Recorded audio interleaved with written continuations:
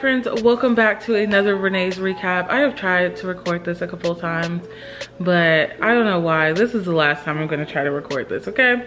So this week is week 4 and I've gotten sick from this week. I'm pretty sure I have like a really bad sinus headache, and it might be the weather, but it might be me working at this school because kids are sickly, and it might be my clients because both of them are sick. So all that to say, if I'm sniffling or I sound stuffed up or whatever, you know, let's just pretend like it's a regular video. And that's why I'm wearing comfy clothes, because I don't feel well. So Monday of this week, I had a big neuropsych presentation. It's like 25% of your grade. Like literally we only have 4 grades and each thing is 25%. So I had the presentation. I was super nervous about it because one, I know that neuropsych isn't a strength of mine. It's hard for me to talk about it because it's kind of like, I don't know, vague. Like I can't really imagine it.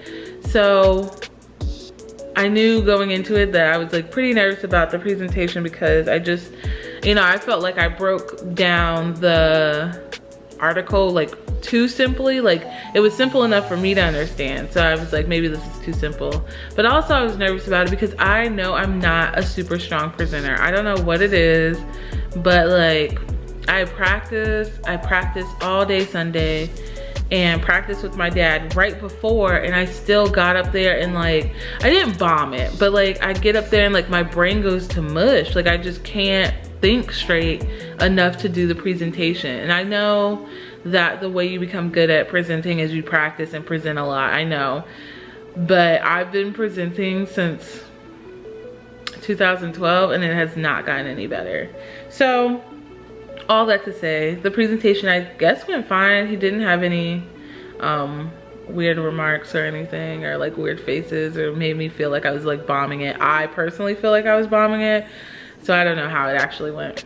Tuesday, I go to the elementary school, and so this Tuesday I was there from like 11:30 to 12. Typically I'm gonna be there longer, like all day, from like 9 to 2, but that's not all day, but most of the day. But I didn't have anything really to do there, to be honest, until 11:30, 12.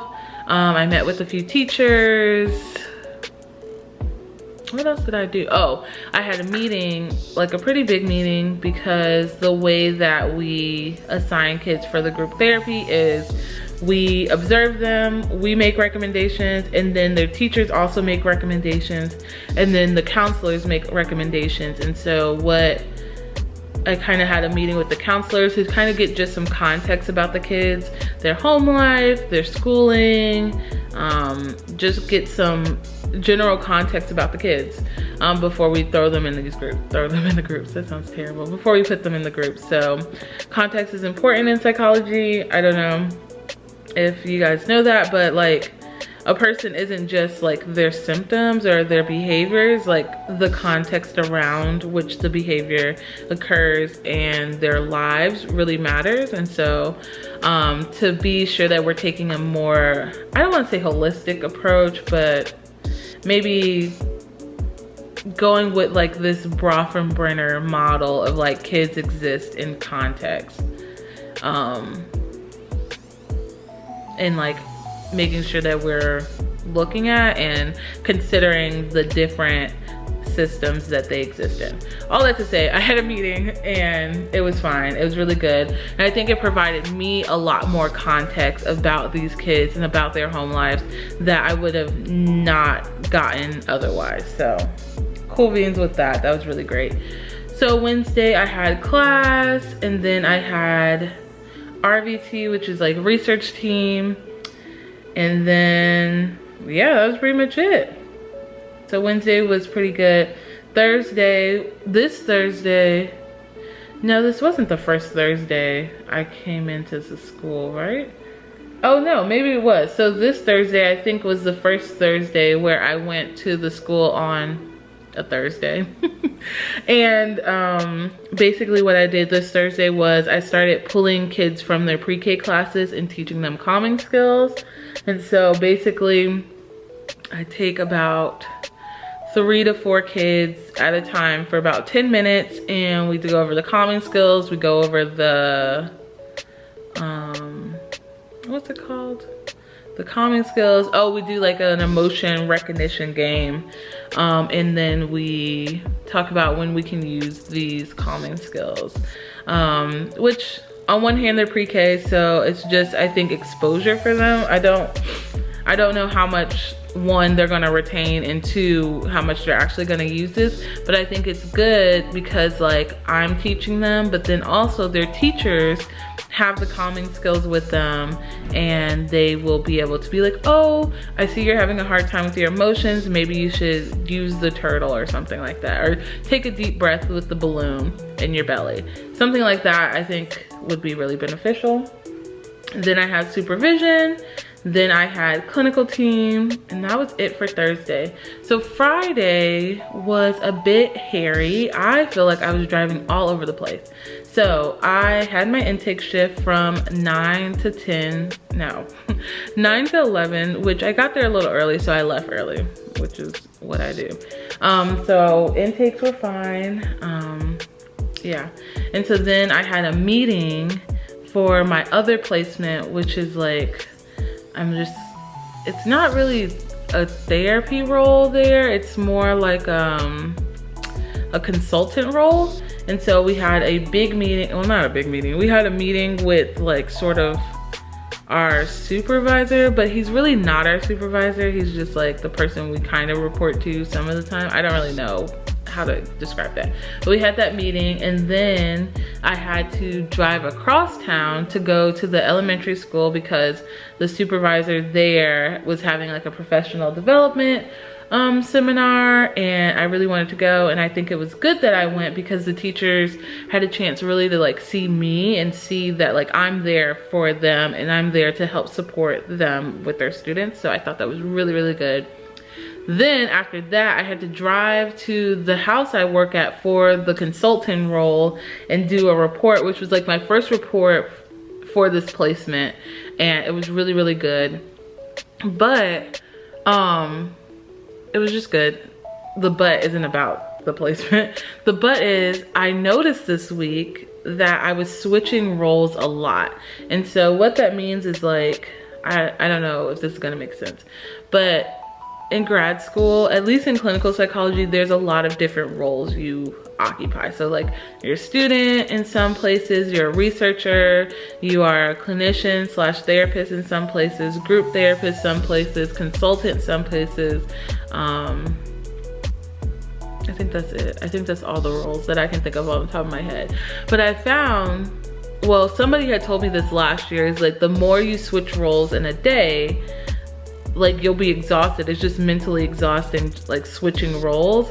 And so this week was the first week where I actually like felt it. Like I was so exhausted on Friday because like in the morning I had to be the intake clinician, and then I had to be the consultant in this other meeting, and then I had to be like a group therapist and support staff in the professional development, and then I had to be the consultant / behavioral specialist when I went to the house. And so it's just so many role switches. Like you just have to like put on this hat and then switch hats, and then it was a lot. And so this was the first week where I actually like felt it, and I was like, oh, what this person told me last year is actually true. Not that I didn't believe them, but I was just like, I've never experienced that. And so this week was the first week I experienced that, and it was interesting. I won't say it was bad or anything. Like it was fine. I just realized like Friday I did nothing. Like I came home and I was like, oh, I'm gonna be productive, blah, blah.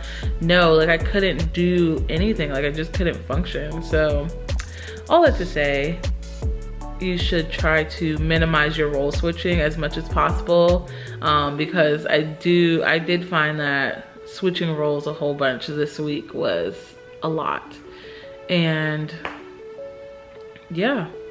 So all that to say, week 4 was good. This was like the first week where I was like maxed out with everything I had to do. So I was at both placements this week, and I just have a lot of like little things.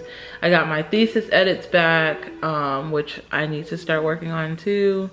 And yeah, there's just a lot to do every week. But this week I was able to, as some of you guys know, like I make like a daily to-do list for the week. And so this week I was able to get done everything on the day that I wrote it, which doesn't really happen often because one, I procrastinate, and two, sometimes I'm just not as productive as I would like to be. But I was able to get everything done on the day it was assigned. There's like, I don't know if it was a bug or some floaty dust things. Yeah, so that was really good. That was a huge accomplishment for me because I don't often get things done on the day that I assign myself to do them. All of that to say, week 4 was good. And it's just gonna get more steady from here. I think that this was the last week of it being still kind of like uneasy and me not really feeling settled, but it feels pretty settled now, and that's pretty much it. So if you have watched this far, oh, also this is the first week I started Rubik's cubing. I really want to solve it, and I've never solved a Rubik's Cube before, so I started that yesterday on Saturday, and I'm going to practice every day for an hour, and then eventually I'll be a Rubik's Cuber. Fun fact. I can show you. So here's my Rubik's Cube. So I guess I'm doing the layers method, but I keep getting stuck on trying to solve the top yellow cross. Is that what it is? The yellow cross? No, just solving the yellow layer on the top. I haven't been able to get it, and then when I get close, I have to redo it over and over again because it messes up. All that to say, I'm getting there and I'm feeling really good about it. I think it'll be a good brain thing for me to do, like playing Sudoku. So yeah, that's it. I don't know why I felt the need to tell you guys that, but you know, you guys are a part of my life. That's another facet. All that to say, yes, great. Basically that's it for today's video. If you watched this far, leave a animal emoji. If you haven't followed me on Instagram, you should do that. And if you haven't subscribed yet, you should also do that because I'm posting videos every single Monday till I stop posting videos. I don't know, mostly every Monday. And then sometimes there'll be weeks where there are 2 videos coming out a week, but you'll know that when you see it. And thanks for watching. Be sure to like, comment, and subscribe. And I will see you guys next week. Peace.